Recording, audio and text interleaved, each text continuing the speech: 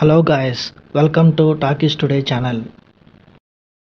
Hello guys, welcome back to talkies today channel. ఈ మధ్య ఓటీటీలో హర్రర్ థ్రిల్లర్ సినిమాలకి విపరీతమైన డిమాండ్ అయితే పెరిగింది. అందుకే మేకర్స్ కూడా డిఫరెంట్ కాన్సెప్ట్లతో వస్తున్న సినిమాల్ని మన ముందుకు ఓటీటీలోకి అయితే తీసుకొస్తున్నారు.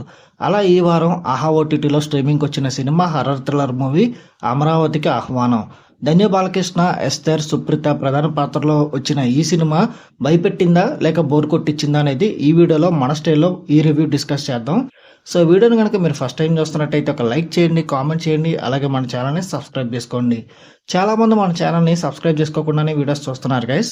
మీరు సబ్స్క్రైబ్ చేసుకుని చూడడం వల్ల ఛానల్కి ఎంత ఎంకరేజ్మెంట్గా ఉంటుంది. సో సబ్స్క్రైబ్ చేసుకుని వీడియోస్ చూడండి. ఇంకా లేట్ చేయకుండా వీడియోలోకి వెళ్ళిపోదాం. Let's get started. ఇక ఈ సినిమా కథ విషయానికి వస్తే, ఈశ్వర్, భానుమతి ఇద్దరు భార్యాభర్తలు. సిటీలో సెటిల్ అయిన ఈ ఫ్యామిలీకి ఒక ఇన్సిడెంట్ వల్ల జాబు, ఇల్లు పోయే పరిస్థితి అయితే వస్తుంది. భానుమతి చెల్లెలు భార్గవి ఒక యూట్యూబర్. దెయ్యాలేవని నిరూపించడమే తన పని. ఈ క్రమంలో ఒక వ్యక్తి తనకు ఫోన్ చేసి మా ఊరు వస్తే దెయ్యాలున్నాయని నిరూపిస్తానని ఛాలెంజ్ చేస్తాడు.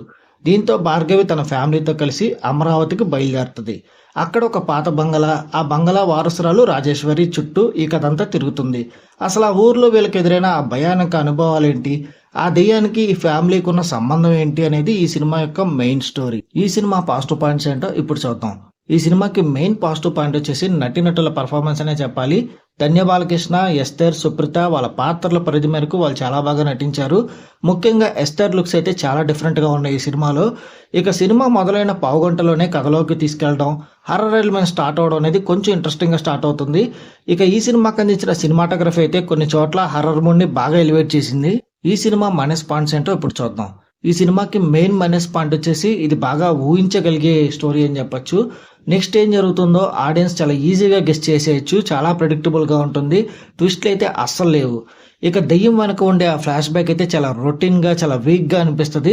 మనకు ఆల్రెడీ ఈ సీన్స్ అన్ని చాలా సినిమాల్లో ఇంతకుముందు చూసేసామే అన్న ఫీలింగ్ కూడా కలుగుతుంది. ఇక ప్రొడక్షన్ వాల్యూస్ కూడా అస్సలు బాగాలేదు.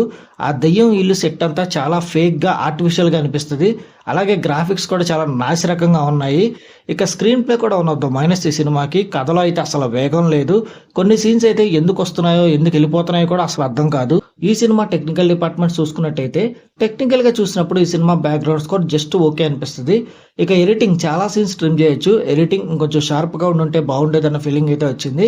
ఇక డైరెక్టర్ విషయానికి వస్తే, ఆయన తీసుకున్న పాయింట్ చాలా పాతదైనప్పటికీ కనీసం స్క్రీన్ ప్లేతో కూడా ఆయన మ్యాజిక్ చేయాల్సింది, కానీ అక్కడ కూడా అది వర్కౌట్ అవ్వలేదు. ఇంకా ఓవరాల్ గా చూసుకున్నట్టయితే ఈ అమరావతికి ఆహ్వానం అనే సినిమా ఒక సాదా సీదా హర్రర్ మూవీ అని చెప్పొచ్చు. కొత్తగా ఈ సినిమాలో ఏమీ లేదు. భయపెట్టే సీన్స్ కూడా ఎక్కడా వర్కౌట్ అవ్వలేదు. మీకు బాగా బోర్ కొట్టి వేరే ఆప్షన్ లేకపోతే ఈ సినిమాను ఒకసారి ట్రై చేయొచ్చు. ఆహా ఓటీటీలో ఈ సినిమా స్ట్రీమ్ అవుతుంది. ఈ మూవీకి మన టాకీస్ టుడే ఛానల్ వాళ్ళు ఇస్తున్న రివ్యూ రేటింగ్ 2/5. ఇది నా ఒపీనియన్ మాత్రమే. ఈ సినిమాని మీరు ఆల్రెడీ చూసినట్టయితే ఈ సినిమా మీకు ఎలా అనిపించింది అనేది కింద కామెంట్ సెక్షన్లో మెన్షన్ చేయండి. ఇంకెవరైనా మన ఛానల్ సబ్స్క్రైబ్ చేసుకోకపోతే ఇప్పుడే సబ్స్క్రైబ్ చేసుకోండి. వీలైతే పక్కనున్న బెల్ బటన్ కూడా ప్రెస్ చేసి పెట్టుకోండి. హైప్ కనిపిస్తే హైప్ ఇవ్వండి, వీడియోకి ఎక్కువ రీచ్ వస్తుంది. మళ్ళీ ఇంకొక మంచి మూవీ అప్డేట్తో మళ్ళీ మీ ముందుకు వస్తాను. Thanks for watching. జై హింద్.